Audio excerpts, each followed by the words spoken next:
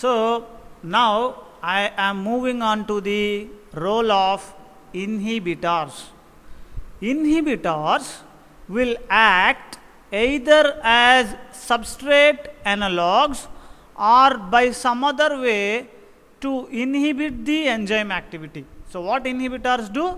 They inhibit the enzyme activity, means they push downwards, they stop the reaction. So that is what inhibition is.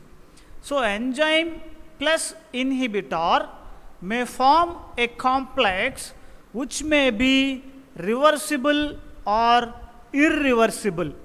So the role of inhibitor can be reversible or irreversible in an enzyme catalyzed reaction.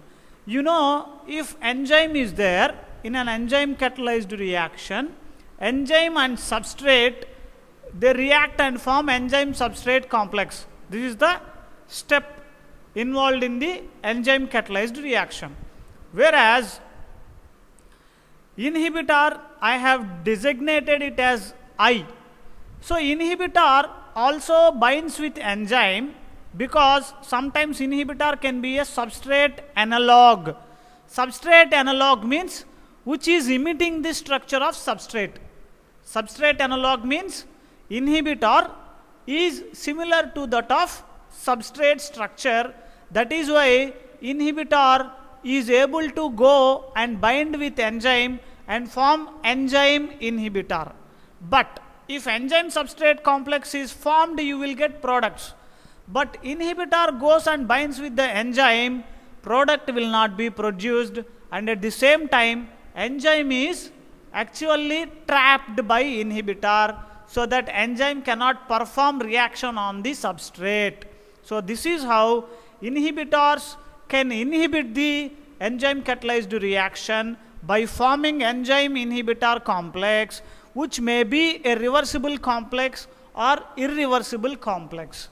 So this is how inhibitors inhibit the enzyme action. This is how inhibitors inhibit the enzyme action. Now, what is the importance of enzyme inhibition?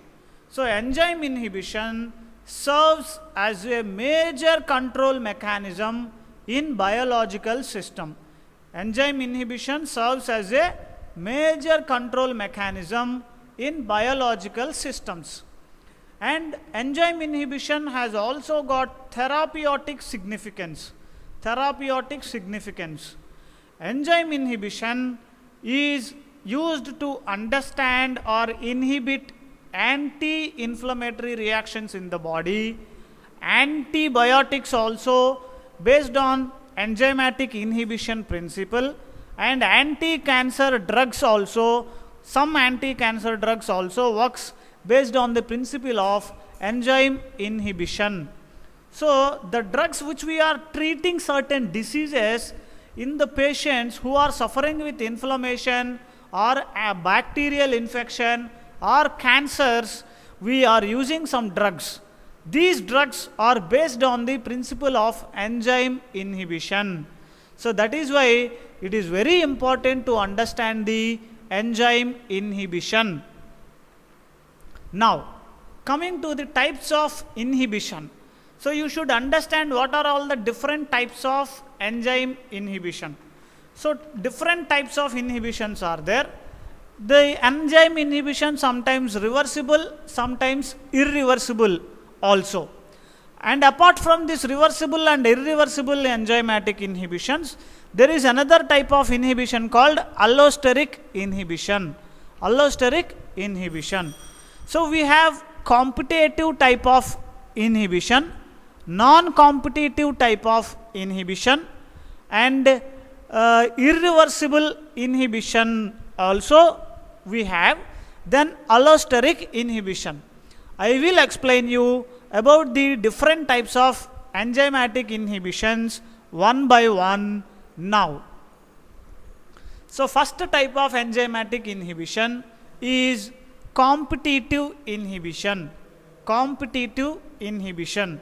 For example, competitive inhibition is the first type in the enzymatic inhibitions. So again, I will take the example of Rosmi here to make you understand more about competitive inhibition.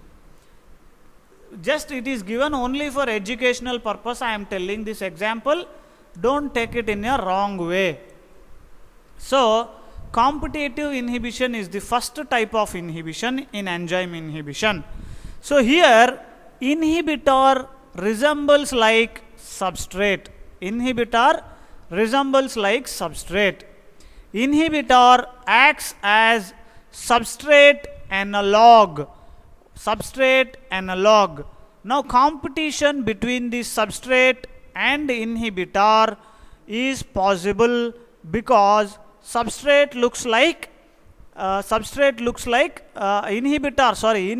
looks like a substrate. Now, increase of substrate concentration reverses the inhibition. Increase of substrate concentration reverses the inhibition.